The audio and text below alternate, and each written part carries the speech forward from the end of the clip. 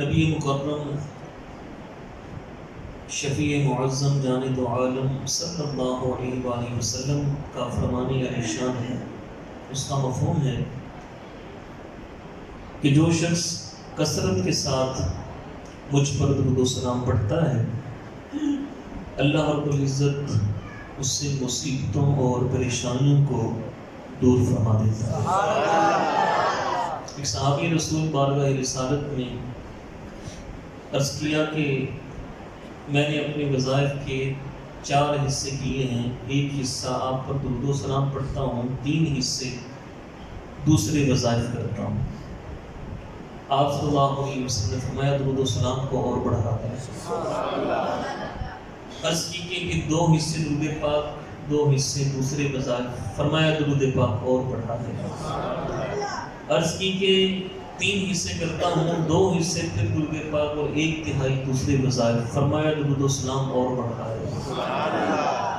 عرض کیا تھا پھر یوں کرتا ہوں کہ سارے کا سارا وظیفہ ہی درود و سلام بناتا ہوں، ورنہ اگر یہ تو کر لے گا تو اللہ تیری دنیا کے بھی سارے کاموں کو سنوار دے گا، آخرت میں بھی تمہاری بخشش فرما دے گا۔ اور 1400 سال ہو گئے درود و سلام سے لوگوں کے کام بنتے بھی دیکھے اور اپنے بھی بنے، کہ مشکل جو سر پہ آ پڑی تیرے ہی نام سے ٹلے، اور مشکل کشا ہے تیرا نام، تجھ پر درود اور سلام۔ ایک واقعہ آپ کو سناتا ہوں، پہلے بھی کئی احباب نے وہ واقعہ سنا ہوگا۔ قبلہ سید مفتی محمد امین صاحب رحمۃ اللہ تعالی علیہ کے داماد حضرت علامہ مولانا قاری نور الحق مدنی صاحب رحمۃ اللہ تعالی علیہ، ان کا بھی وصال ہو چکا۔ پیپلز کالونی کے قریب ایک جگہ ہے میاں کالونی، وارث پورہ والی سائڈ پہ میاں کالونی، وہاں بھی ان کی مسجد، اور صبح فجر کی نماز کے بعد یہ درس دیا کرتے تھے قاری نور الحق مدنی صاحب۔ اس وقت جو تھے وہ اوپر والے اسپیکر وہ چلتے تھے، تو خواتین جو تھیں وہ گھر میں بیٹھ کے سنتی، اور جو احباب ہوتے وہ مسجد میں نمازی سنتے۔ تو درس میں یہ فضیلت بیان انہوں نے کی کہ جو بندہ کثرت کے ساتھ درود و سلام پڑھتا ہے، اللہ تعالیٰ اس سے مصیبت اور پریشانیوں کو دور فرما دیتا ہے۔ اس محلے میں ایک خاتون تھی اور اس کا بیٹا بیمار تھا، اور اتنا شدید بیمار تھا کہ ڈاکٹروں نے بالکل لا علاج جواب دے دیا تھا کہ بھئی اب اس کو جواب ہے، بس اس کو جو کھانا کھاتا ہے کھائے، اور چند دنوں کا مہمان ہے۔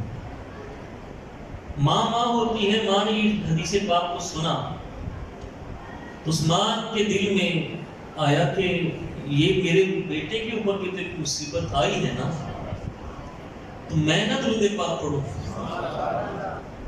وہ بیٹا اس کا بالکل چارپائی کے اوپر لیٹا ہوا تھا اور اٹھنا بیٹھنا اس کے لیے مشکل، تو اس کی ماں نے درود پاک پڑھنا شروع کیا، درود پاک پڑھ کر اس پہ دم کرتی، پانی پہ دم کر کے پلا دیتی۔ قاری صاحب کو پیغام بھیجا، قاری صاحب کوئی تعویذ، قاری صاحب سے نے بھی درود پاک والا تعویذ ہی اسے دی۔ اب درود پاک پڑھتی، اس پہ دم کرتی، پانی پلاتی، دیکھتے ہی دیکھتے گھر والوں نے بھی محسوس کیا اس کے رنگ کی جو پلاہٹ تھی وہ لالی میں بدلنا شروع ہوئی۔ بیٹھ نہیں سکتا تھا، بیٹھا شروع ہوا، چل نہیں سکتا تھا، خود چلنا شروع کر دیا، ہلکا پھلکا سا واش روم خود جانا شروع کر دیا، صحت آنے لگی، کیونکہ کرم ہو چکا تھا، کرم ہو چکا تھا۔ عزیزوں نے کہا کہ دوبارہ چیک کروائیں اپنے بیٹے کو، یہ ماشاءاللہ بہتر ہو رہا ہے۔ پھر ڈاکٹر کے پاس گئے، ڈاکٹر نے کہا کہ بی بی آپ کیوں بار بار اسے لے آتی ہیں، زیادہ پیسہ ہے تو کسی اور پہ خرچ کر دیں، اس پہ یہ تو آپ کا بیٹا جو ہے بالکل ختم، یہ جواب ہے اس کو۔ مجھے جناب چیک تو کریں میرے بیٹے کو۔ بیٹے کو اندر لایا گیا تو وہ خود چل کے آیا۔ ڈاکٹر حیران رہ گیا کہ یہ کیا معاملہ ہے، یہ کیسے یہ ٹھیک ہوا۔